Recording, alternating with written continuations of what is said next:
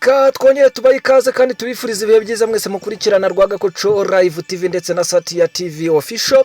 Aya ni amakuru mugiye kugezwaho nanjye Fred. Reka duhere n'ubundi muri Repubulika ya Demokarasi ya Kongo, aho USA yasabye u Rwanda na RDC gusubira ku meza y'ibiganiro. Umwanzi nyuma yo kuturasaho n'indege z'intambara na akajugujugu yahunze. Amagambo yatangajwe rero na Colonel Wiringoma uvugira igisirikare cyangwa umutwe wa M23. Muri turi rero FARDC yarasanye na UPDF ubikomeye cyane. General Muhozi Kainerugaba yasabye Sudani kumusaba imbabazi. Ikaba ari umusore w'imyaka 19 ari guhigwa bukware nyuma yo kwica asumubyara. Perezida Kagame rero yahaye impanuro abayobozi bashya barahiye. FARDC yahakanye amakuru yavugaga ko yisubije Arimbongo. Papa Francis uyoboye Kiliziya Gatolika rero yise ibitero bya Israel muri Gaza genocide. Ni mu gihe rero Jose Chameleone yijeje Museveni kuzamushyigikira mu matora nyuma yo kumufasha kugira ngo rwose avurirwe hariya muri Leta Zunze Ubumwe za Amerika. SCP Rutikanga yasabye urubyiruko kwirinda house parties. Ni mu gihe rero ingabo zirenga igihumbi za Korea ya Ruguru zimaze kwicwa cyangwa gukomerekera hariya mu gihugu cy'Uburusiya. Reka tuze rero dutangirira n'ubundi kuri iyi nkuru rwose ya USA yasabye u Rwanda na RDC kongera kwicara ku meza y'ibiganiro. Ni mu gihe mu cyumweru gishize rero nk'uko twabibabwiye mu minsi ishize rwose ibyari byapanzwe ko Perezida Antoine Tshisekedi Felix yagombaga guhurira na Perezida wa Repubulika y'u Rwanda Paul Kagame hariya mu gihugu cya Angola, ariko biza gusubikwa ku buryo butunguranye kubera impamvu z'uko RDC yasabwaga kuba yashyikirana cyangwa se kuvuga rumwe n'umutwe wa M23. Leta Zunze Ubumwe za Amerika rero zasabye Leta y'u Rwanda ndetse ya RDC kuba rwose basubira ku meza z'ibiganiro kugira ngo umwuka mubi ukomeje gututumba n'intambara hagati y'ibi bihugu byombi rwose, aho Tshisekedi yitakuma akavuga kazatera u Rwanda. Ni Leta Zunze Ubumwe za Amerika rero zahaye u Rwanda na Repubulika Iharanira Demokarasi ya Kongo gusubira ku meza y'ibiganiro mu rwego rwo gushakira umuti amakimbirane ari hagati y'ibi bihugu byombi. Washington yatanze ubu busabe biciye mu ntumwa yayo mu muryango w'abibumbye Linda Thomas Greenfield mu ijambo yagejeje ku kanama karoni gashinzwe amahoro n'umutekano ku isi. Byari nyuma y'uko rero aka kanama kari kamaze gutora umwanzuro wongera mu gihe cy'umwaka umwe ubutumwa bwa Loni bwo kugarura amahoro muri Repubulika ya Demokarasi ya Kongo bwiswe MONUSCO. Rero uwo mwanzuro watowe nyuma y'iminsi ine rwose Rwanda hasubitswe inama yagombaga kuhahuriza Perezida Paul Kagame w'u Rwanda ndetse na mugenzi we Felix Antoine Tshisekedi wa RDC. Nyuma y'uko rero ibihugu byombi binaniwe kumvikana ku ngingo yo kuba Kinshasa yajya mu mishyikirano n'umutwe wa M23, nyuma rero y'isubikwa ry'iyo nama n'imirwano ikaze yakomeje gusakiranya M23 n'ingabo za Leta ya Kongo muri teritwari ya Rubero, aho impande zombi rwose zimaze ibyumweru birenga bitatu uzirwanira. Amerika rero biciye mu ntumwa yayo muri Loni yagaragaje ko rwose yababajwe no kuba Perezida Paul Kagame yaranze kwitabira inama y'inyabutatu ku mahoro rwose kuwa 15 Ukuboza. Ibyivuga ko byatumye rwose hatakara amahirwe yo kugera ku mahoro ndetse no gushyira iherezo ku makimbirane amaze igihe. Washington yasabye u Rwanda na Kongo kongera guhurira ku meza y'ibiganiro vuba bishoboka. Iti turasaba abayobozi ba RDC n'u Rwanda kongera guterana vuba babifashijwemo na Angola. Turabasaba rero bose kugaruka ku meza bakemeranya kugira icyo bakora ku ngamba zikwiye mu rwego rwo gukemura aya makimbirane ndetse bakanabiba imbuto y'amahoro arambye. Amerika ivuga ko rero nubwo hakiri ubwumvikane buke kuva muri Nyakanga, hari ibyo Kinshasa na Kigali bari bamaze kugeraho birimo isinywa ry'amasezerano y'agahenge ndetse no gushyiraho itsinda rishinzwe kugenzura iyubahirizwa ryayo. Washington kandi rwose ivuga ko kuri ubu hari gushaka ibisubizo bigamije gusenya umutwe wa FDLR, gutangira gucyura RDF ndetse no gutangira imishyikirano na M23. Ni mu gihe rero Leta y'u Rwanda yo rwose yakomeje guhakana ko yabifite ingabo hariya mu burataka cyangwa se mu burasirazuba bwa Repubulika ya Demokarasi ya Kongo. Reka tugaruke kuri iyi nkuru rero ya Majoro cyangwa se Colonel Wiringoma n'ubundi ni hariya n'ubundi muri Repubulika ya Demokarasi ya Kongo, aho uyu mutwe wa M23 ukomeje gucanaho umuriro ndetse guhangana n'inyeshyamba cyangwa se n'abasirikare ba FARDC. Umwanzi rero nyuma yo kuturasaho n'indege z'intambara n'akajugujugu yahunze, uwo ni Koloneli Wiringoma.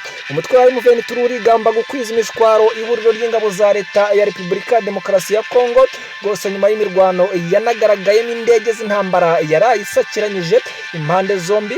Ni imirwano rero yabereye muri teritwari ya Rubero kuva mu gitondo cyo ku cyumweru tariki ya 22 Ukuboza 2024.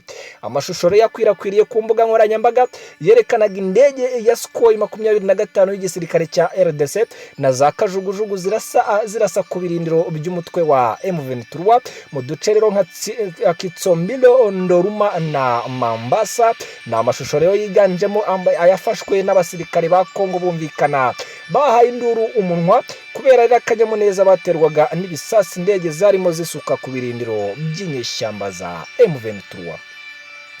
Icyakora uyu mutwe wa M23 ivuga ko ibitero by'indege nta ngaruka byigeze biyigiraho, ko rwose ahubwo nyuma y'imirwano ikomeye umwanzi yahise akwira imishwaro.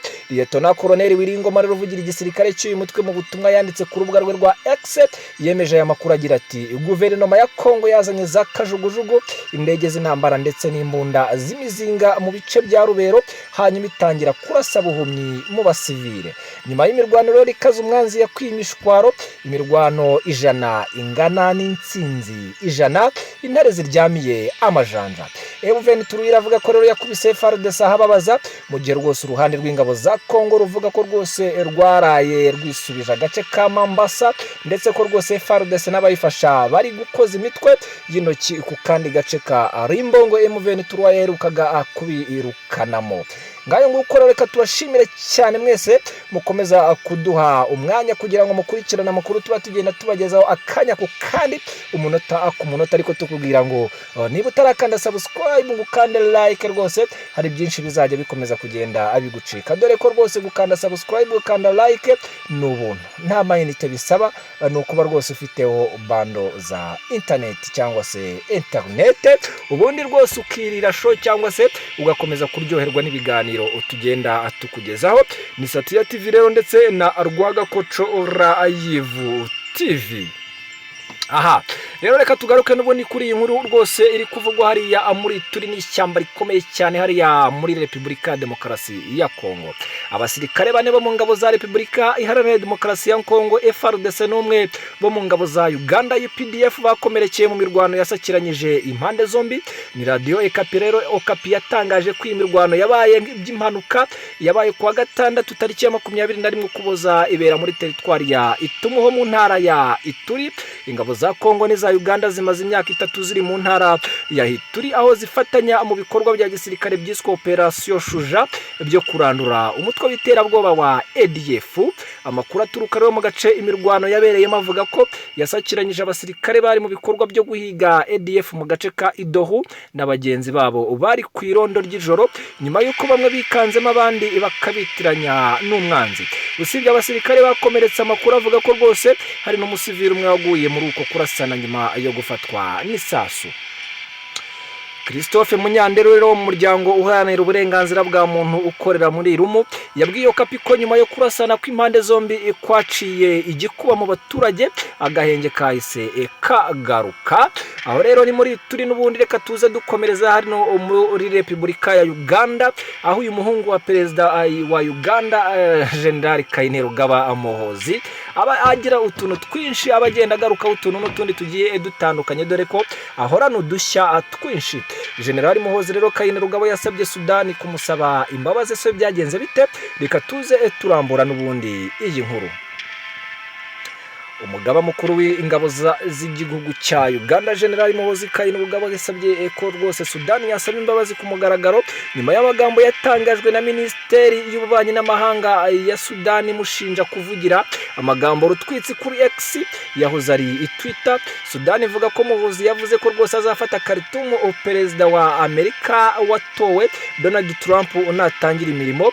Avuga ko aya magambo ari ukurenga ku mategeko mpuzamahanga kandi ko rwose bibanga bibangamiye amahoro mu karere. Mu itangazo ryayo rero ryo ku itariki ya 18 Ukuboza, Sudani yavuze iki? Sudani yavuze ko rwose amagambo ya Muhoozi ari ubuhubutsi kandi rwose ari ukutamenya inshingano, imushinja guhungabanya imyitwarire y'imibanire y'ibihugu n'ubusugire bw'ibihugu. Iri tangazo ryasabye leta ya Uganda gusaba imbabazi ku mugaragaro kandi isaba umuryango wa Afurika yunze ubumwe n'umuryango mpuzamahanga kwamagana ibyo yavuze.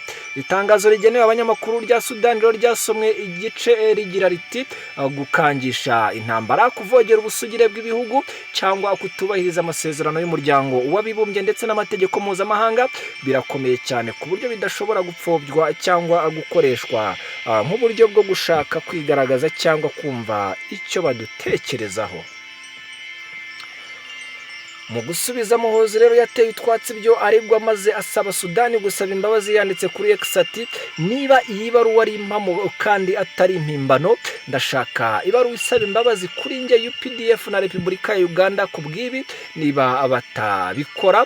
Mu gihe rero amagambo ye rwose akunze kutavugwaho rumwe, Chimpuri Reports ivuga ko rwose ibikorwa bya Muhoozi byagaragaje ko yiyemeje guharanira amahoro n'umutekano mu karere, harimo n'umuhati wo kunga impande zihanganye mu turere rwose dukunze kwibasirwa n'amakimbirane no guteza imbere ubufatanye hagati y'ibihugu by'ibituranyi.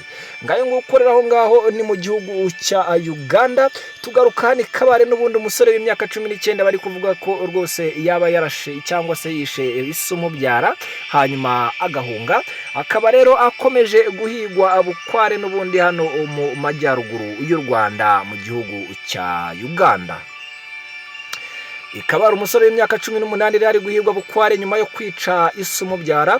Umugabo rero w'imyaka 52 Darius Itura Amnyome yapfuye rero azize ibikomere yatewe n'umuhungu we Nicholas Niwagaba w'imyaka 19 nyuma y'amakimbirane ashingiye ku butaka.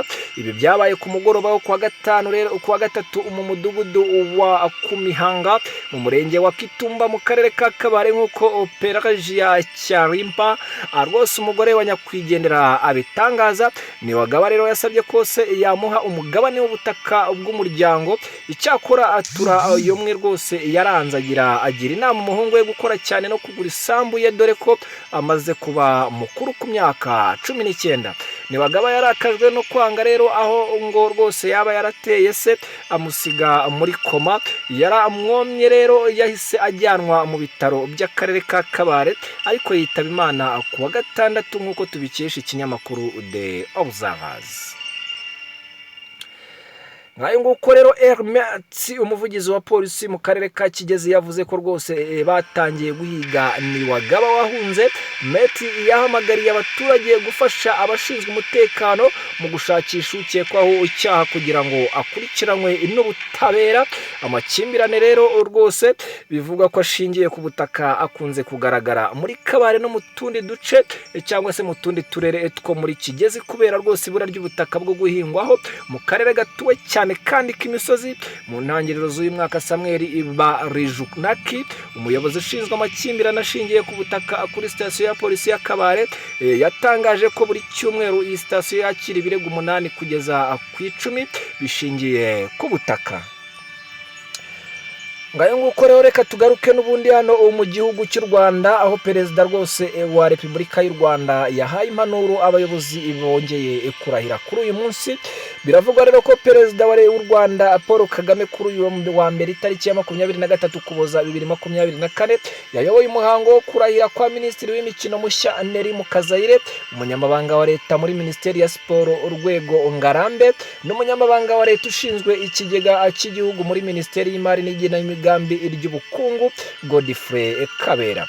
Mu nama rero yagiriye abayobozi bashya cyane muri Minisiteri ya Siporo, Perezida Kagame rero yibukije aba bayobozi ko rwose ku Rwanda rurimo gutera imbere mu bijyanye na siporo, ariko rugamije rwose no kwibyaza amafaranga, ahavuga ko siporo ari impano kandi bishobora kwinjiriza igihugu amafaranga.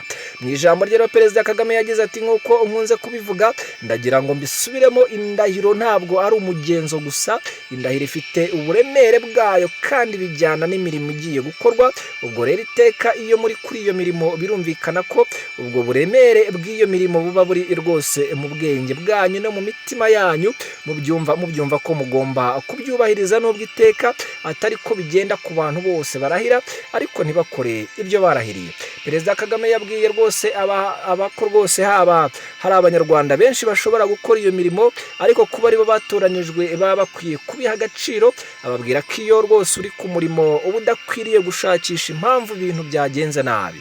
Ati rero hari abakunda gukoresha nko kuvuga ngo uwampaye umurimo cyangwa igihugu cyanshinze imirimo ariyo rwose nticyamaye ibikoresho cyangwa nticyamaye ibikoresho bihagije. Biba rero bivuze iki? Iyo imirimo umuntu ahawe haba harimo rwose no gushaka ibikoresho cyangwa amikoro. Igihugu gifite amikoro ntarangiza byose, kuko ntabwo ari urwego rumwe rwose ruriho ngo amikoro yose y'igihugu ajye muri urwo rwego. Oya, amikoro igihugu gifite adahagije agabanywa mu nzego zose, ni ukuvuga ngo buri rwego rwose rubona ibidahagije.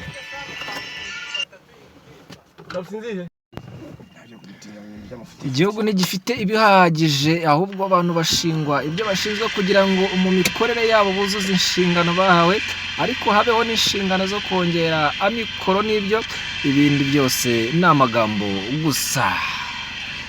Ngayo nguko rero reka tubashimire cyane mwese kubwo gukurikirana amakuru yacu. Nyagasani akomeza abahaze ibyiza kandi abishimire muri byose. Bye bye.